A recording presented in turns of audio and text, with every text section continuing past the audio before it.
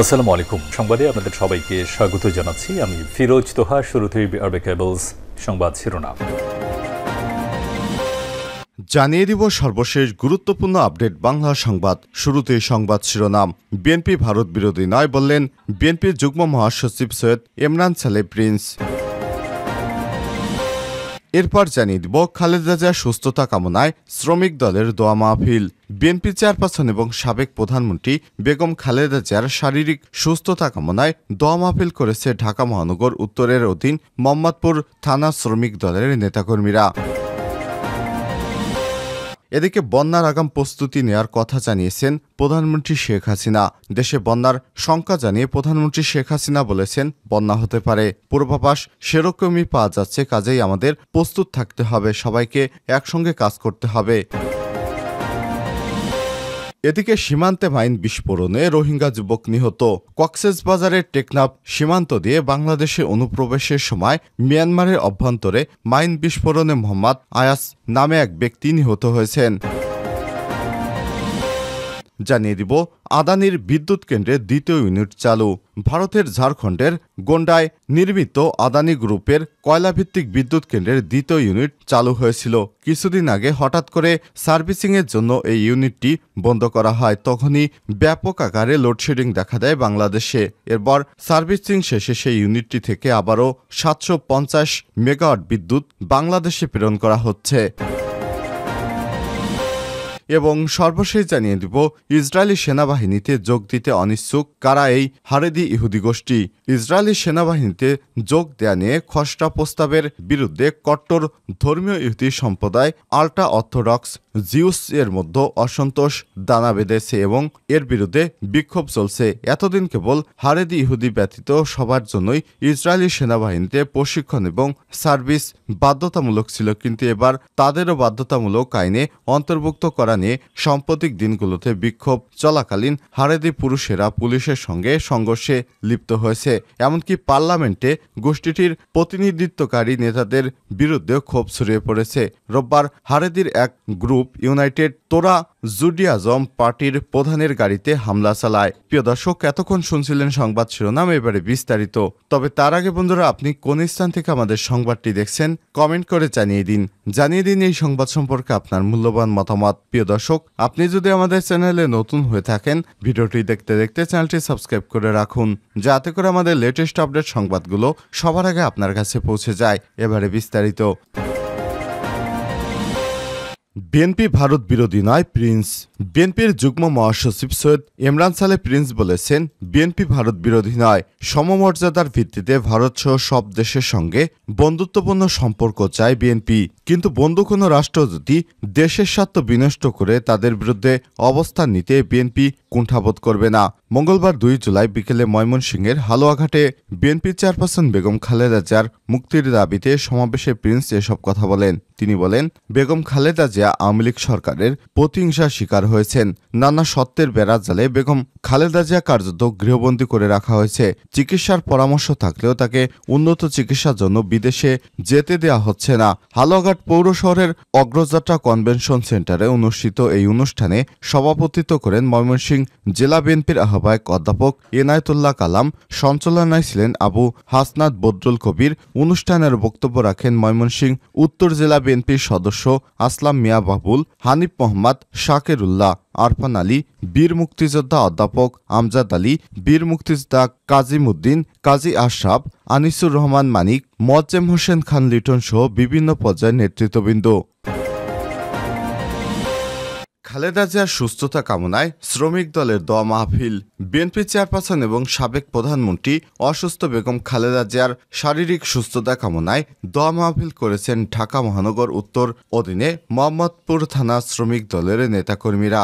মঙ্গলবার 2 জুলাই বাদ আসর মোহাম্মদপুর বসিলা সিটি হাউজিংয়ে এই দোয়া মাহফিল অনুষ্ঠিত হয়। থানা শ্রমিক দলের সভাপতি আলী কাউসার পিন্টুর সভাপতিত্বে দোয়া মাহফিলে মোহাম্মদপুর থানা বিএনপির যুগ্ম আহ্বায়ক এম এস আহমেদ আলী, শ্রমিক দল ঢাকা মহানগর উত্তরের সিনিয়র যুগ্ম আহ্বায়ক লায়ন মোহাম্মদ ফরিদ, স্বেচ্ছাসেবক দল ঢাকা মহানগর উত্তরের সিনিয়র সহসভাপতি লিটন মাহমুদ বাবু, শ্রমিক দলের থানা সদস্য সচিব হেমায়েত গাজী, শ্রমিক দল থানা যুগ্ম আহ্বায়ক ইব্রাহিম মিধা, কৃষক দল থানা সদস্য সচিব শাকিল মোল্লা প্রমুখ নেতারা উপস্থিত ছিলেন।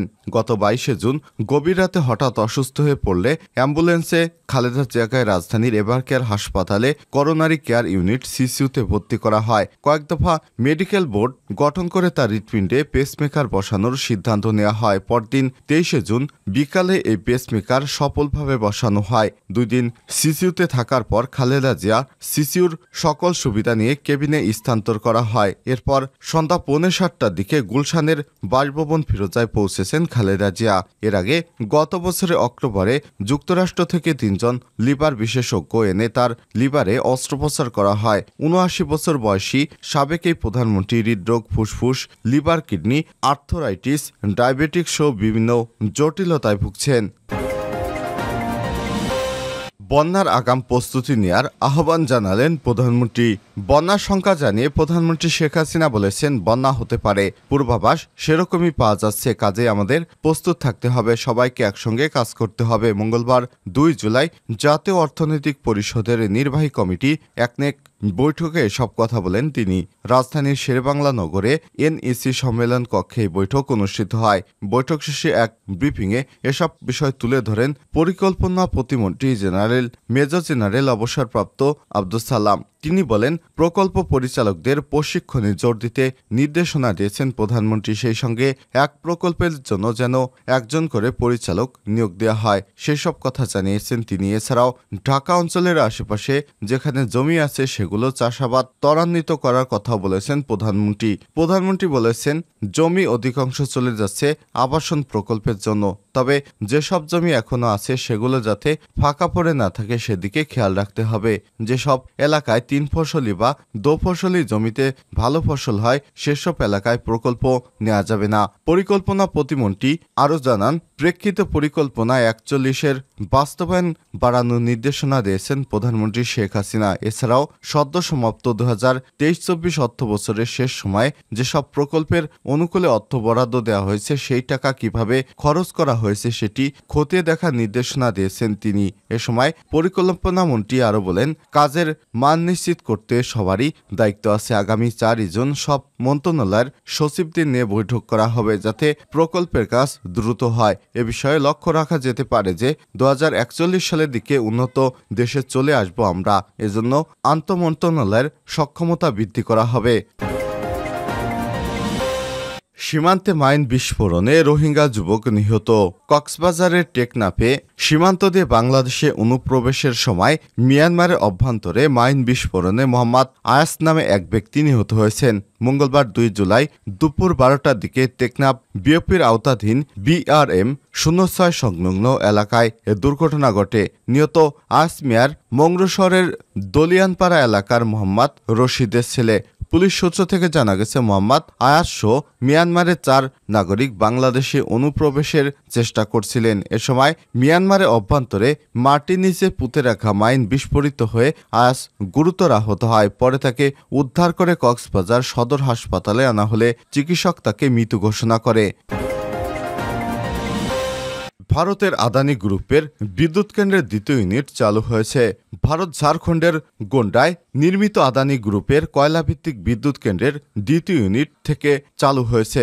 মঙ্গলবার 2 জুলাই রাত 9টায় 2য় ইউনিট থেকে 553.75 মেগাওয়াট বিদ্যুৎ বাংলাদেশে সরবরাহ করা হচ্ছে। একই সময় গত 1 জুলাই চালু হওয়া প্রথম ইউনিট থেকে 756.98 মেগাওয়াট বিদ্যুৎ সরবরাহ করা হয়েছে বাংলাদেশে। আদানির জনসংযোগের দায়িত্বে থাকা প্রতিষ্ঠান থেকে জানানো হয়েছে এক খুদে বার্তায় সব তথ্য। এর আগে শুক্রবার 28 জুন কেন্দ্রটি থেকে বিদ্যুৎ সরবরাহ পুরোপুরি বন্ধ হয়ে যায়। সর্বশেষ তথ্য অনুযায়ী ওই দিন বেলা 10টায় 510 মেগাওয়াট বিদ্যুৎ সরবরাহ করে বাংলাদেশে। বাংলাদেশ বিদ্যুৎ উন্নয়ন বোর্ড পিডিবি সূত্র থেকে সব তথ্য জানা গেছে। ঝাড়খণ্ডে নির্মিত ওই বিদ্যুৎ কেন্দ্র থেকে বাংলাদেশে প্রায় 1,500 মেগাওয়াট বিদ্যুৎ আমদানি করা হয়। পিডিবি সূত্র জানা গেছে, রক্ষণাবেক্ষণের জন্য ঈদের ছুটিতে কেন্দ্রের প্রথম ইউনিটটির উৎপাদন বন্ধ করা হয়। কারিগরি ত্রুটির কারণে 25শে জুন থেকে দ্বিতীয় ইউনিটের উৎপাদন অর্ধেকে নেমে এসেছিল। আস্তে আস্তে উৎপাদন বাড়ানোর প্রক্রিয়া চলছিল, কিন্তু গত শুক্রবার সকাল 10:15টায় বিদ্যুৎ উৎপাদন পুরোপুরি বন্ধ হয়ে যায়।